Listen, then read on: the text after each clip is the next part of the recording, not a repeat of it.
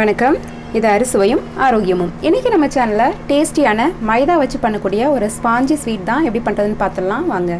இந்த ஸ்வீட் பண்ணுறதுக்கு ஒரு பவுல் எடுத்துகிட்டு ஒரே ஒரு முட்டையை நம்ம இதில் சேர்த்துக்கலாம். ஒரு முட்டை போதுமானது. இப்போது இதில் ஒரு 3 ஸ்பூன் அளவுக்கு சுகர் பவுடர் எடுத்து சேர்த்துருக்கேன். சுகர் அப்படியே சேர்த்திங்கன்னா கொஞ்சம் கரையிறது கஷ்டம். ஸோ அதனால் கொஞ்சமாக பவுடர் பண்ணி எடுத்துருக்கேன். இதை நல்லா கலந்துக்கலாம்.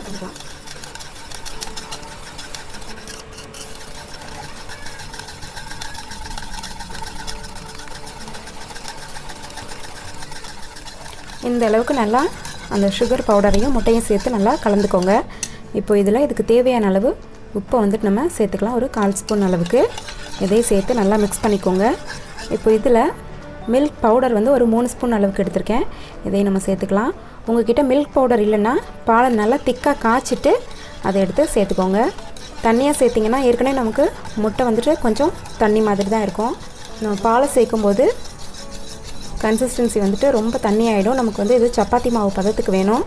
ஸோ அதனால் பவுடர் நல்லா திக்காக காய்ச்சி ஸ்பூனில் அள்ளி போடுற மாதிரி நல்லா திக்காக காய்ச்சி சேர்த்துக்கோங்க. இப்போ இது நல்லா கலந்துட்டு ஒரு 2 ஸ்பூன் அளவுக்கு பட்டர் எடுத்து வச்சுருக்கேன். இது வந்துட்டு கொஞ்சமாக இப்படி ரூம் டெம்பரேச்சரில் வச்சு சேர்த்துக்கோங்க. இதையும் நம்ம சேர்த்து இது கூட நல்லா மிக்ஸ் பண்ணிக்கலாம்.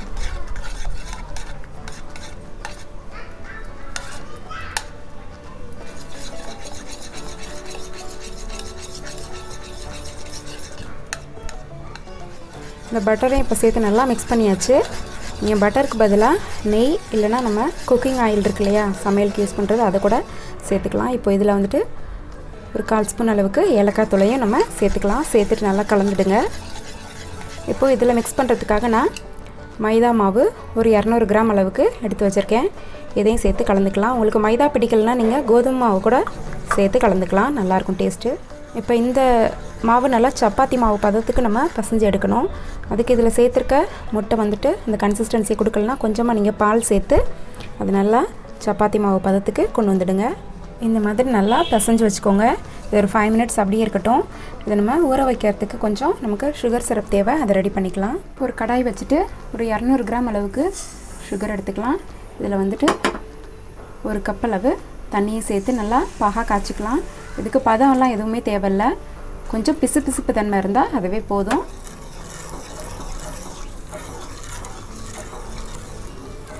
நல்லா கரைஞ்சி பாகா வரட்டும். அதுக்குள்ளேயே நம்ம அந்த மாவை ரெடி பண்ணிக்கலாம்.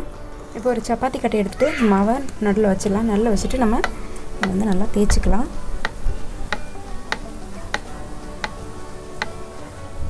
இது வந்து இப்போது ரவுண்ட் ஷேப்பில் நல்லா தேய்ச்சி எடுத்துக்கலாம். நீங்கள் இதை வந்துட்டு எந்த ஷேப்பில் வேணாலும் செஞ்சுக்கலாம். நான் வந்துட்டு கொஞ்சம் நீளமாக செய்ய போகிறேன். சுகரெல்லாம் நல்லா கரைஞ்சிடுச்சு. இன்னும் ஒரு 2-3 மினிட்ஸ் இதுக்கு வச்சா போதும். இப்போ இது இந்த மாதிரி நல்லா தேய்ச்சதுக்கப்புறம் நம்ம இதை கட் பண்ணி எடுத்துக்கலாம். தடிமன் வந்து நமக்கு இந்த அளவுக்கு இருக்கணும், பார்த்துக்கோங்க. இப்போது இந்த சைடெல்லாம் நம்ம கட் பண்ணிடலாம்.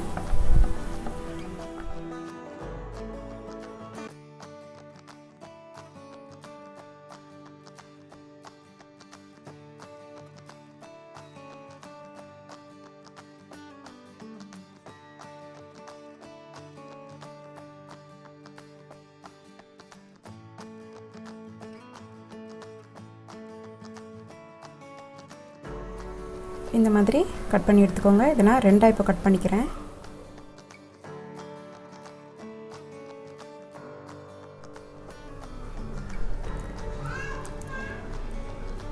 சுகர் சிரப் ரெடி ஆகிடுச்சு. ஓரளவுக்கு பிசுப்பு தன்மை வந்துடுச்சு. இப்போ இதை நம்ம இறக்கி வச்சிடலாம். இப்போ திரும்பவும் ஒரு கடாய் வச்சுட்டு இதை பொரிக்கிறதுக்கு தேவையான அளவு எண்ணெயை சேர்த்துக்கலாம். இந்த எண்ணெய் நல்லா சூடாகட்டும். இப்போ எண்ணெய் நல்லா காஞ்சிடுச்சு.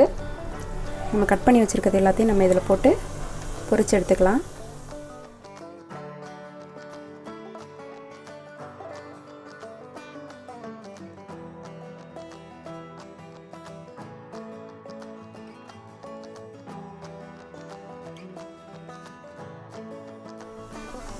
கலர் இந்த மாதிரி நல்லா டார்க்காக வரணும். அது வரைக்கும் ஃப்ரை பண்ணிக்கோங்க.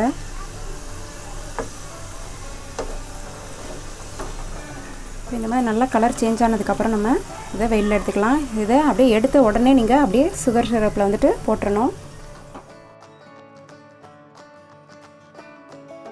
இப்போ மிச்சம் இருக்கிற எல்லாத்தையுமே நம்ம அதே மாதிரி ஃப்ரை பண்ணி எடுத்துக்கலாம்.